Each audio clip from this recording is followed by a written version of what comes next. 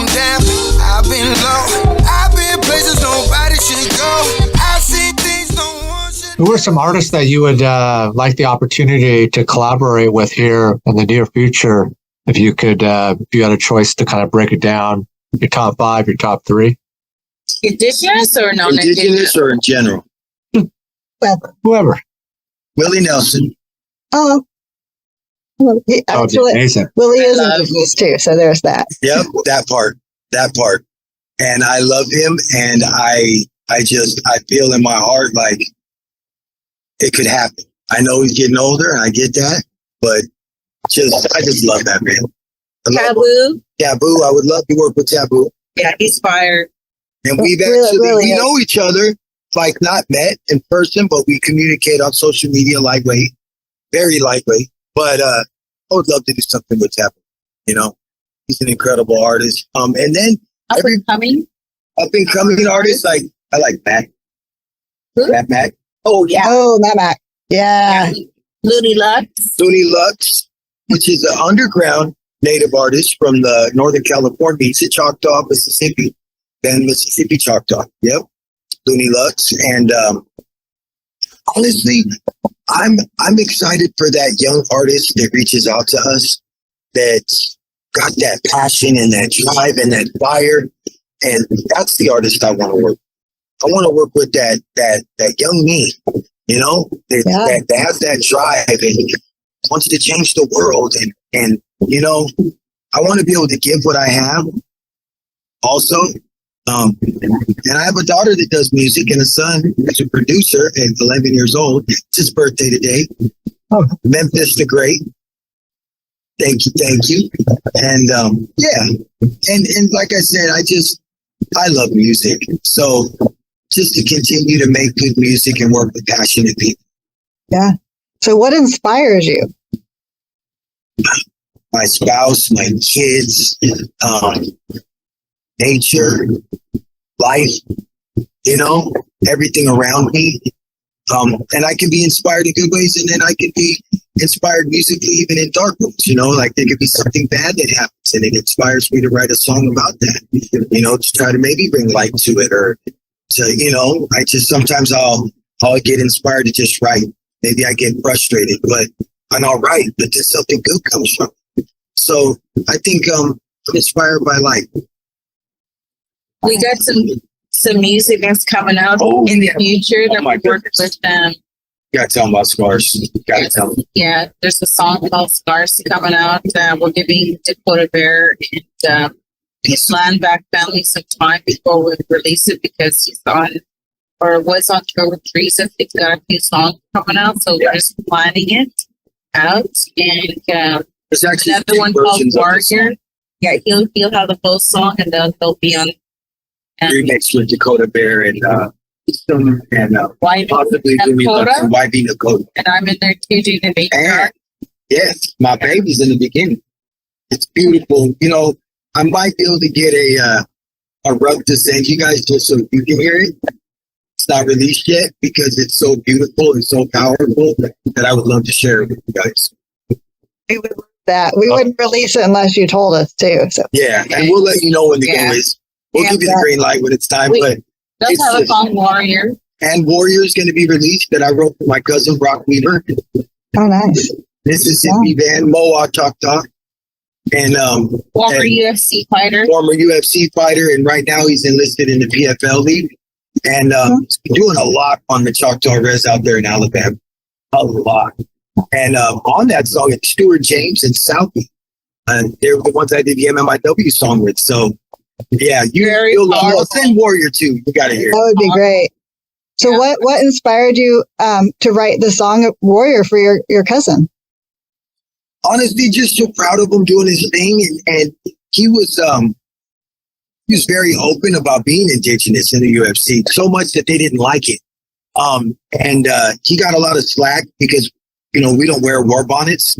And he had wore a war bonnet, and he didn't realize that people didn't realize he was gifted from that nation where he was fighting the bonnet. It was a whole thing, but people are like, you know, they get all crazy. I'm like, you know what, man?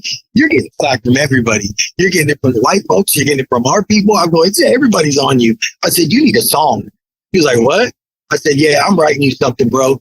And it ended up being probably one of the coolest songs I've written. It's so powerful. Our people need to hear the song. It wasn't out because there had to be, the masters, get the masters and the rights to The music itself. Yeah. Huge shout out to Students for producing it. Jonas Bee. Students, not students, not Students. I'm ready. Yeah, but Shodas Beats, he did a really good job. Really good job. I want to ask what's next for Sober Junkie and just kind of a quick part too, just hearing your massive amounts of success between both of you. And this wasn't actually one of our questions, but I don't know if this is something that you're working on. And I think it would be super powerful is, have you guys ever thought about, going, like you being a role model, you going into one of the institutions and saying, you know what, if I can do it, if I can become, be able to be in a movie, be able to have a movie, be able to tour, be able to put out a book, be able to be sober for 11 years, going on 12 years. I mean, that's such a powerful message. And I think, like you were mentioning, those guys in there, they don't have role models. They don't have anybody that can lift them up. And have you thought about, having if they allow it, to go in there and say, you know what, if I can do it, you guys can do it. And I think it would be such a powerful opportunity for these guys to hear from someone like you guys. Absolutely. We would love to do that. I don't know how she would feel going into the prison system, but I would love to. And that is something that I want to do. And we're actually in the process of having my record expunged because I've been out of trouble for 17 years and I've been sober for 11. So I have the opportunity to get my record expunged. And that's kind of part of it's important to go into the system like that because I am an ex-felon and, I went to prison. That's part of my story, which makes it so much better, like you're saying, because they realize, like, look, this guy did it. If he could do it, he crawled out of the shoe and he did what? Yeah. That's what we want to do. And we want to start with our people, with the youth. That was what we want to start and get going. But absolutely, we would love to go into the institutions and hospitals and everywhere that we can make a difference and we can share our story.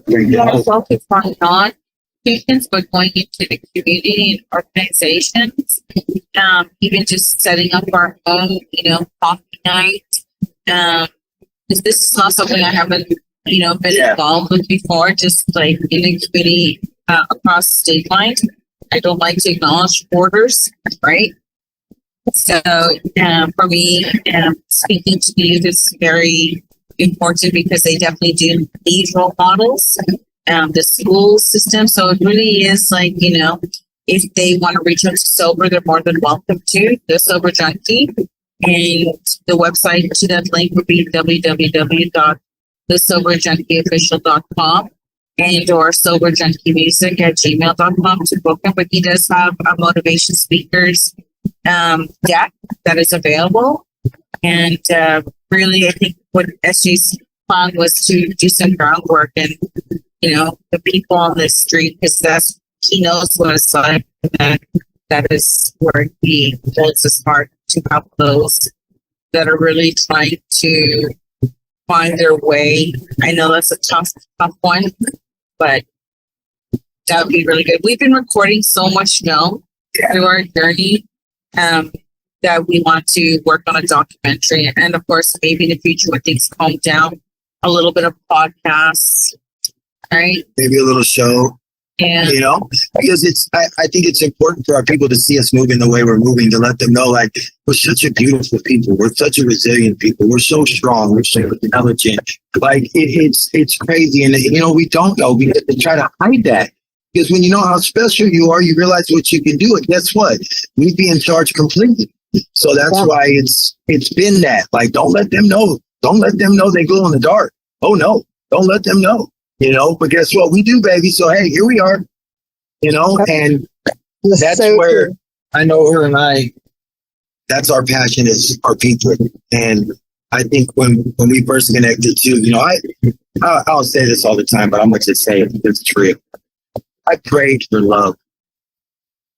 I prayed to be appreciated. I prayed for a light. I prayed for a matriarch. I prayed for guidance. I prayed for true love, right? And I didn't didn't know it would happen. It would really happen, you know, and we weren't looking for one another. And it just happened. And that's important too. So folks out there that, you know, you're trying to look, don't even look. It's going to happen. Creator's got you. Just got to put your face. I was really in my comfort zone. And then this guy goes, "Hey, cousin." Hey. Yeah. Yeah. Just speaking behind SJ's vision, what he likes to do and has been doing. For me, it's not really, you know, all just strictly for Indigenous people, right? We want to, you know, open our story, primarily SJ's, because of how it's impacted his life and his friends out there. And I like to keep the doors open to, you know, the non-Indigenous community. Because the one thing I don't like is I don't like drugs. I don't like how it's killing our people. I lost my brother to fentanyl. And in Vancouver, and we're all aware of the Vancouver downtown east side. He was functioning. He was on methadone. And he was just like normal. And because of an injury, how that trickulated, right? So he had plates here, his knuckles, everywhere through his body, and he couldn't handle that pain. And through medication prescribed doses from physicians, that's how he came into the drugs on the street, and he was doing the methadone. When he didn't have the methadone, he became weak and sick. He was sick 2 weeks prior to that, and I lost my brother, and I really don't like what it's doing to anyone's lives out there. And I guess with sober, what's going on with him, like I really see him as like, you know, he made it though this far, and he's one of the lucky ones, right? That's my story, and that's my connection with SJ. Really, there's days that I had to come to grasp with grieving, and since my brother passed away 2 months after, and I brought him home to Manitoba, like literally followed his show, like took him home, right, to the Reds, right, to honor him, make sure I did it in the most traditional way, how I was raised, and brought him home. So I did do that grievance work, and it was really important when you have loss in your life. Definitely take the counseling because you need it. And then I went to ceremony and I did my offerings, and it, you know, that means a lot to me.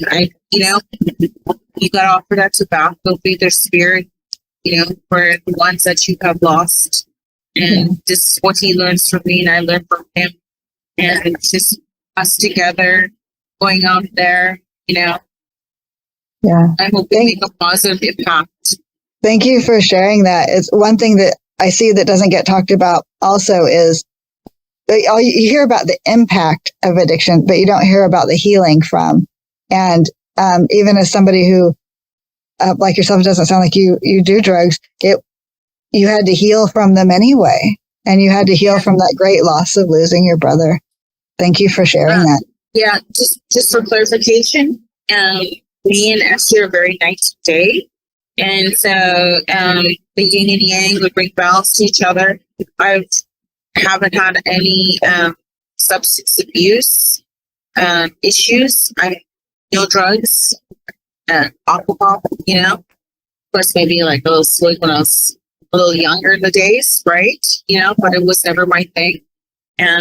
But for me, like I've never had to like take anything, inject anything, and I see similarities on how sometimes he would just kind of like stand there, do you know what I mean?